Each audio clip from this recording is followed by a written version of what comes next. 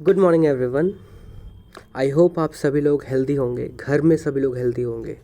आप लोग mummy papa की बातें भी मान रहे होंगे, मतलब सारी चीज़ें ढंग से ही कर रहे होंगे। ठीक है, बदमाशी इस समय कम ही हो गई होंगी क्योंकि आप लोग घर में ही अभी पड़े हुए हो। तो वापस से हम एक बार रिवाइज़ कर लेते हैं अभी तक हमने क्या क्या पढ़ा हुआ। तो सबसे पहली बात तो ये कि इस चैप्टर का नाम था is matter around us pure. तो हम अपने सराउंडिंग में जो मैटर्स हैं उसके बारे में समझने की कोशिश कर रहे हैं कि उसमें जो पार्टिकल्स, जिन पार्टिकल्स से वो मिलके बना हुआ है, उन पार्टिकल्स का बिहेवियर कैसा है, उनका स्ट्रक्चर कैसा है, क्या वो सेम तरह के पार्टिकल्स हैं या फिर अलग अलग तरीके से के पार्टिकल्स से मिलके बना हुआ है, उनके बीच में बॉन्डिंग कैसी है। इन सब चीज़ों के बारे में हम समझने की कोशिश कर रहे थे, जिसमें हमने सबसे पहले मैटर को डिवाइड किया था। दो पार्ट्स हैं, वो था pure substances and mixtures. Pure substances को फर्दर हमने टू पार्ट्स में डिवाइड किया था, और एक था एलिमेंट्स और दूसरे थे कंपाउंड्स। ये दोनों ही प्योर फॉर्म्स होते हैं। क्यों प्योर फॉर्म्स होते हैं? क्योंकि इनमें जितने भी पार्टिकल्स होते हैं सारे के सारे बिल्कुल एक जैसे पार्टिकल्स होते हैं। लेकिन फिर एलिमेंट्स में और कंपाउंड्स में डिफरेंस क्या होता है कि एलिमेंट्स को हम छोटा करते जाएंगे तो सबसे छोटा वाला जो हम हिस्सा पाएंगे वो भी एलिमेंट ही होगा। लेकिन जब कंपाउंड का सबसे छोटा वाला हिस्सा हम तोड़ेंगे तो हमें दो या तीन या जितने भी तरह के एलिमेंट्स से मिलके बना हुआ है वो कंपाउंड, उतने तरह के हमें एलिमेंट्स देखने को मिल सकते हैं, उतने तरह के अलग अलग स्ट्रक्चर्स देखने को मिल सकते हैं, जो कि साथ में मिलके एक अच्छा सा स्ट्रक्चर बनाया हुआ था, और वही structure throughout the whole structure था। अब अगला वाला जो टाइप है, फर्स्ट टाइप हमने प्योर सब्सटेंसेस देखा था, दूसरा हमने मिक्सचर्स की बात करी थी। तो पहली बात तो मिक्सचर्स क्या होते हैं? मिक्सचर्स बेसिकली दो या दो से ज़्यादा तरह के पार्टिकल्स एक फिज़िकल एफर्ट्स के बाद में अगर वो मिल जाएं तो उसको बोला जाता है मिक्सचर्स। ठीक है, फिज़िकल एफर्ट्स में क्या हो सकता है?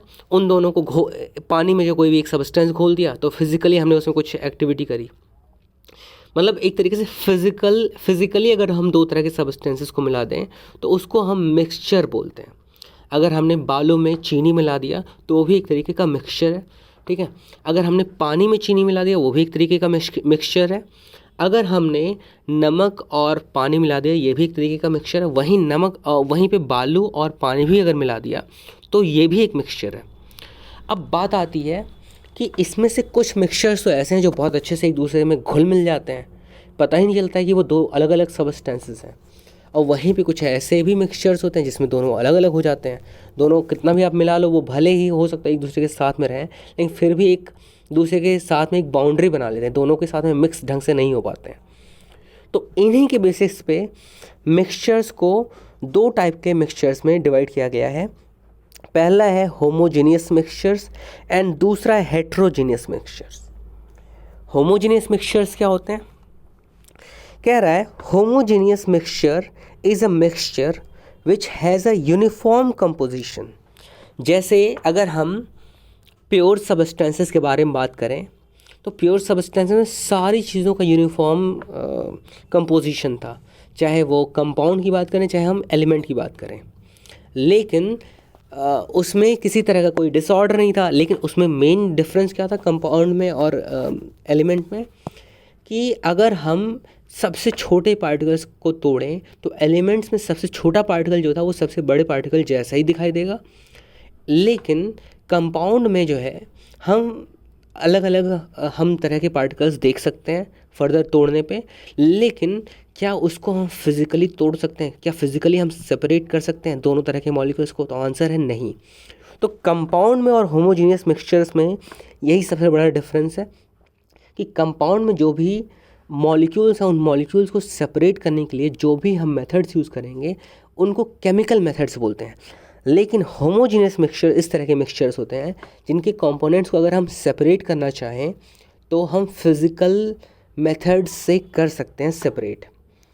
तो it is a mixture which has uniform composition of anything. अगर हम पानी में नमक की बात करें तो नमक अच्छे से घुल जाता है, हम उतने ही नमक की बात करें जो अच्छे से पानी में घुल जाए।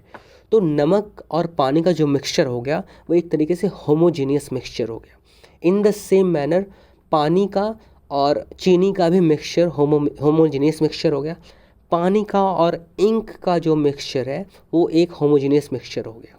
क्या इनको मैं फिज़िकल मेथड से सेपरेट कर सकता हूँ इन सब्सटेंसेस को? तो आंसर है यस, हम फिज़िकल मेथड से इनको सेपरेट कर सकते हैं। That's why they come in the category of mixtures. Otherwise ये अगर इनको हम फिज़िकल मेथड से नहीं सेपरेट कर सकते थे और यूनिफॉर्मिटी थी तो हम इनको प्योर सब्सटेंसेस में रखते। लेकिन प्योर सब्सटेंसेस में क्यों नहीं रख रहे हैं? क्योंकि ये यूनिफॉर्म होने के बावजूद इनको हम फिज़िकल एक्टिविटीज़ से ही सेपरेट कर सकते हैं।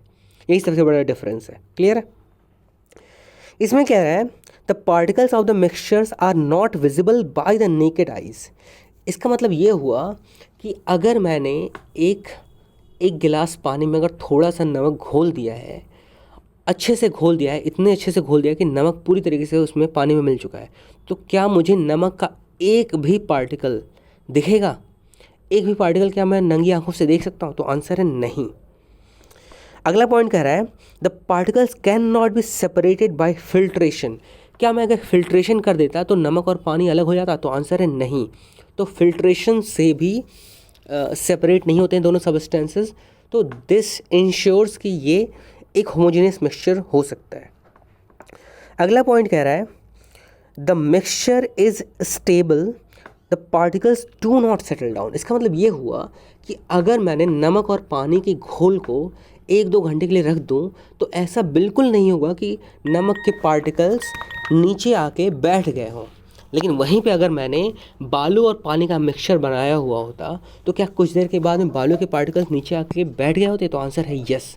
अगर बैठ गए होते तो मैं उनको होमोजेनियस मिक्सचर में नहीं रखूँगा। वही अगर बालू को पानी से अगर मैं फिल्ट्रेशन के प्रोसेस से सेपरेट कर सकता हूँ तो वो एक होमोजेनियस मिक्सचर नहीं रहा होगा। ठीक है, तो ये तीनों कंडीशंस आपको समझ में आ गई। लास्ट कंडीशन है the path of a beam of light is not visible in the mixture.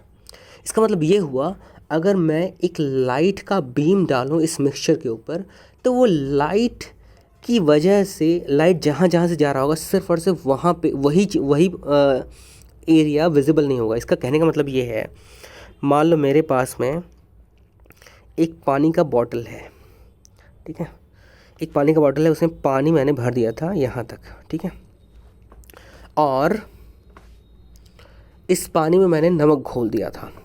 नमक घोलने के बाद मैंने क्या किया कि लाइट का मान लो ये एक सोर्स है, ठीक है, ये मान लो लाइट का एक सोर्स है जिससे जब लाइट निकल रही है ना तो बीम के फॉर्म में ऐसे जा रही है, ठीक है। इसको मैं दूसरे कलर से कर देता हूँ, ठीक है।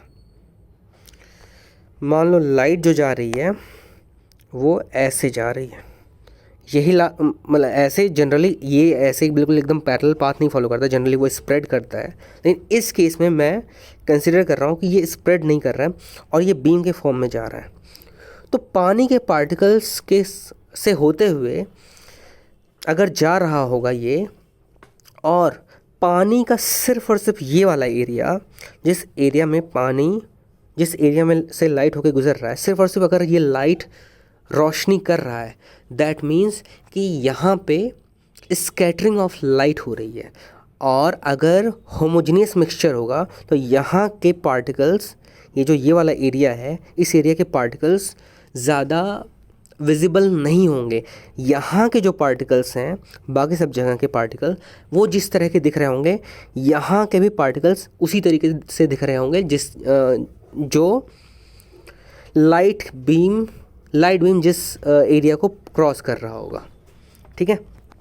तो क्या कह रहा है कि अगर मैंने लाइट का बीम पास करने की कोशिश करी उस सॉल्यूशन से, तो लाइट की वजह से लाइट जिस एरिया में पड़ रहा होगा उसको रोशनी नहीं करेगा। Throughout the whole solution same ही तरह की विजिबिलिटी आएगी उस सॉल्यूशन से या उस मिक्सचर से, ठीक है। इस तरह के मिक्सचर को हम क्या बोलते हैं? Homogeneous mixture. इसका एग्जांपल है mixture of sugar in water, mixture of salt in water, mixture of copper sulphate in water. Copper sulphate भी एक तरीके का सॉल्ट है, तो वो भी आराम से घुल जाएगा। फिर अगला टॉपिक आता है हेट्रोजीनियस मिक्सचर। तो it is a mixture which has a non uniform composition. Non uniform composition आपको क्लियरली समझ में आ गया। जस्ट यूनिफॉर्म कंपोजिशन का अपोजिट, यूनिफॉर्म कंपोजिशन में क्या था कि throughout the whole water अगर हम बात करें तो अगर मैं बोलूं कि इस पानी में जितना नमक का कंसंट्रेशन इस जगह पे होगा उतना ही नमक का कंसंट्रेशन इस जगह पे होगा। इसका मतलब ये हुआ कि इतने एरिया में जितने नमक के पार्टिकल्स होंगे इतने एरिया में भी उतने ही नमक के पार्टिकल्स होंगे। दिस प्रॉपर्टी शोज़ या this type of feature shows कि यहाँ पे ये जो सॉल्यूशन है या ये जो मिक्सचर है ये एक होमोजेनियस मिक्सचर है। ठीक है, फिर उसके बाद हेट्रोजीनियस मिक्सचर में जो भी हमने होमोजीनियस मिक्सचर्स में पढ़ा उसका जस्ट ऑपोजिट होता है। देखते हैं कैसे। कह रहा है कि it is a mixture which has a non uniform composition. इसका मतलब ये हुआ कि अगर मेरे पास में ये एक बर्तन है और इस बर्तन में मैंने एक सॉल्यूशन, एक मिक्सचर बनाया हुआ है, तो हो सकता है इस मिक्सचर में यहाँ पे इस एरिया में जितना कंसंट्रेशन हो, इस एरिया में कंसंट्रेशन जितना भी उस पार्टिकल दूसरे पार्टिकल्स के कंपेरिजन में बहुत ज़्यादा कम हो। ठीक है, बहुत ज़्यादा कम हो कंसंट्रेशन इस एरिया में उन पार्टिकल्स का। तो इस तरह का मिक्सचर जिसमें अलग अलग जगह पे अलग अलग तरह का कंसंट्रेशन होता है पार्टिकल्स का, इस तरह के मिक्सचर को हम क्या बोलते हैं? Heterogeneous mixture. ठीक है, नॉन यूनिफॉर्म कंपोजिशन होता है। पहला तो सबसे बेसिक सा डेफिनेशन तो यही है। फिर उसके बाद कह रहा है कि the particles are visible by the naked eyes. अगर मैं एक ट्रांसपेरेंट ग्लास लूँ, उसमें पानी डाल दूँ और उसमें मैंने बालू डाल दिया, ठीक है, अब बालू को मैंने पानी में घोल दिया, फिर मैं उस ग्लास में देखने की कोशिश करूँगा तो सारे पार्टिकल्स अलग अलग दिखते हैं। छोटे छोटे पार्टिकल्स सारे के सारे सेपरेट हमें दिखते हैं। कुछ जगह पे सारे इकट्ठे हो जाते हैं, लेकिन कहीं कहीं पे एक एक पार्टिकल्स भी दिखाई देते हैं। तो हम पार्टिकल्स को नंगी आंखों से देख सकते हैं। तो आंसर है यस। हेट्रोजीनियस का ये सबसे बड़ी खास बात होती है। अगला, the particles can be separated by filtration. In particles को मैं फिल्ट्रेशन से सेपरेट कर सकता हूँ। अगर मैं बालू को पानी से सेपरेट करना चाहूँ तो फिल्ट्रेशन से बड़े आसानी से हो जाएगा। वो बात अलग है, टाइम बहुत ज़्यादा लेगा, लेकिन आराम से हो जाएगा सेपरेट। अगला पॉइंट कह रहा है the path of a beam of light is visible in the mixture.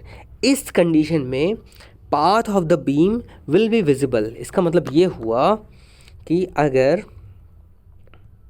अगर मान लो मेरे पास एक लाइट का सोर्स है और वो मान लो पीली लाइट है, ठीक है, अगर वो मान लो पीली लाइट है और ऐसे आ रही है, तो ऐसे ऑब्वियस सी बात है ऐसे होते हुए जाएगी वो लाइट।